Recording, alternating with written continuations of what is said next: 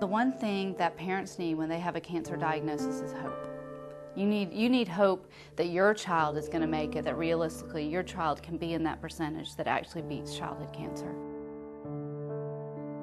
What would you do today if your child was diagnosed? You would do everything in your power to help these dear scientists that are there every day researching and trying to find out that cure. My son was in his senior year of high school, a few months from prom, graduation, all of the anticipation of going to college. And I received a call that he had passed out in class. They diagnosed him with AML, leukemia. At that point, I think my entire life, as well as the life that we knew as a family, changed.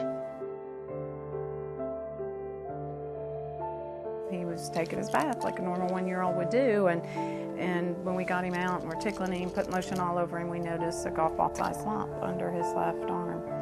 It just came up overnight. It truly was not there the night before. I looked at the doctor and I said, I don't know what to hope for right now. It's something else, it has to be something else. And then it's not. His tumor had metastasized to his bone marrow and other organs. It was a stage 4 cancer, which for neuroblastoma is an ominous diagnosis. Patrick, he has to go through a lot of treatments, and it's very hard for me. In 2005, we were probably in and out of the hospital from all the chemo and then getting sick and being back in the hospital. 7 months total. You're at home and all of a sudden you reach over and your child's burning up and he's got 105-degree fever and you don't know whether he has some hideous infection. He has no white blood cell count to protect himself. As far as Aaron and I think we're just now probably starting to suffer from post-traumatic stress disorder, to be honest with you. Oh my God. What do we just have to go through? And what's left? What about relapse? They're hanging on to every little thread that maybe, tomorrow there's going to be something that's going to be there, that's going to be new, that will potentially cure their child. Chemotherapy is sort of a shotgun approach. You kill normal cells as you kill tumor cells. You really can't discriminate.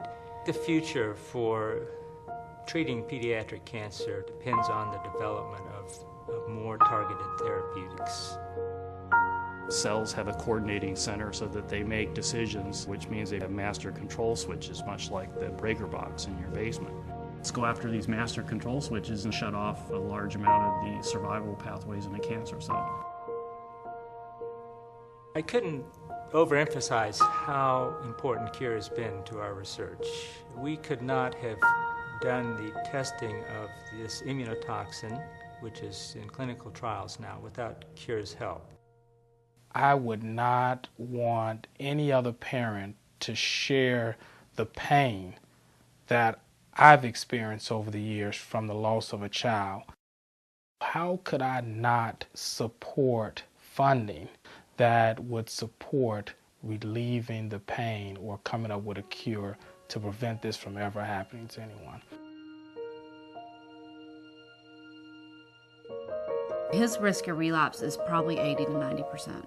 All we can do is hope that somebody comes out with a cure if he relapses. There's so many drugs on the horizon that if we just had the money to get them into clinical trials, could offer a real hope for these relapsed children. The researchers are able to take that and use it to gather basic data, and with those initial findings go for federal grants that are 10 times what we gave. We're working for the near future with not the next generation of kids, but this generation of kids.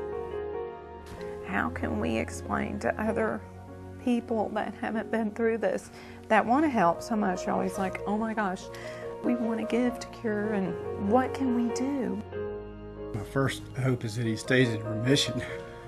I want him to live happily and vigorously when times are good. And I want him to fight with grace when times are bad. They are starting to unlock the puzzle. We're hopeful in our lifetime we will see a cure for all cancers. He's my brother, and I really want him to feel good because I love him.